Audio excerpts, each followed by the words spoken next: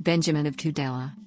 Benjamin of Tudela, Hebrew, pronounced, Arabic, Tudela, Kingdom of Navarre, 1130, Castile, 1173, was a medieval Jewish traveler who visited Europe, Asia, and Africa in the 12th century. His vivid descriptions of Western Asia preceded those of Marco Polo by 100 years. With his broad education and vast knowledge of languages, Benjamin of Tudela is a major figure in medieval geography and Jewish history. The Travels of Benjamin is an important work not only as a description of the Jewish communities, but also as a reliable source about the geography and ethnography of the Middle Ages. Some modern historians credit Benjamin with giving accurate descriptions of everyday life in the Middle Ages. Originally written in Hebrew, his itinerary was translated into Latin and later translated into most major European languages. It received much attention from Renaissance scholars in the 16th century. His journeys reveal the concurrent interconnectedness and diversity of Jewish communities during this time period. Early life. Little is known of his early life, apart from the fact that he was from the Navarrese town of Tudela in what is now Spain. Today, a street in the Aliyama, former Jewish quarter, is named after him. Journey.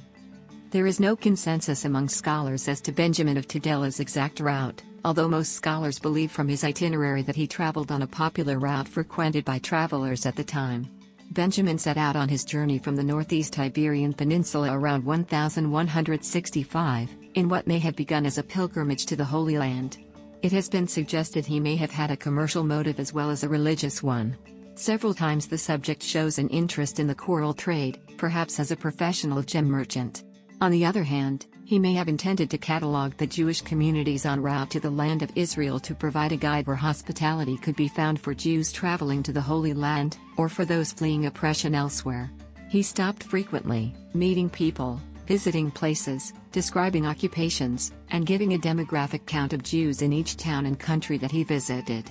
Benjamin provided his own evaluations of various cultures he encountered and, sometimes, drew parallels between customs he encountered. His journey began in Saragossa, further down the valley of the Ebro to Tarragona, Barcelona, and Girona, whence he proceeded north to France, then set sail from Marseille. After visiting Genoa, Lucca, Pisa, and Rome, he went to Greece and Constantinople, then set off across Asia. He visited Syria, Lebanon, the land of Israel, and northern Mesopotamia, which he called Shinar, before reaching Baghdad. From there he went to Persia, then cut back across the Arabian Peninsula to Egypt and North Africa, returning to the Iberian Peninsula in 1173. In his travels, he described a significant Jewish community somewhere around modern-day Ethiopia. While it appears clear that such a community exists, scholars still struggle to decide where in Africa he actually visited. A lack of uniform spelling makes it hard to distinguish what places Benjamin and other contemporary travel writers are actually referencing. His visit to the ruins outside Mosul is one of the earliest accurate descriptions of the site of ancient Nineveh. He visited 300 cities in all, including many of importance in Jewish history, such as Susa, Sura, and Pumbedita.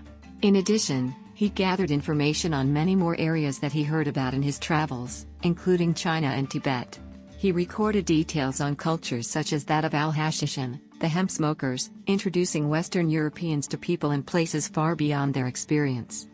He described his years abroad in a book, The Travels of Benjamin, Masat Bnyamin, also known as Sefer HaMasat, the Book of Travels, which describes the countries he visited, with an emphasis on the Jewish communities, including their total populations and the names of notable community leaders.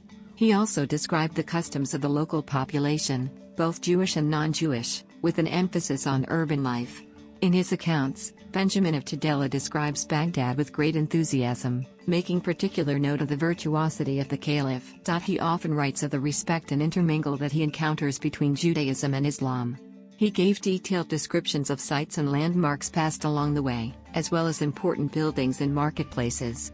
Although Benjamin is noted for citing sources and is generally regarded by historians as trustworthy, some of his claims are faulted as relying on earlier writers.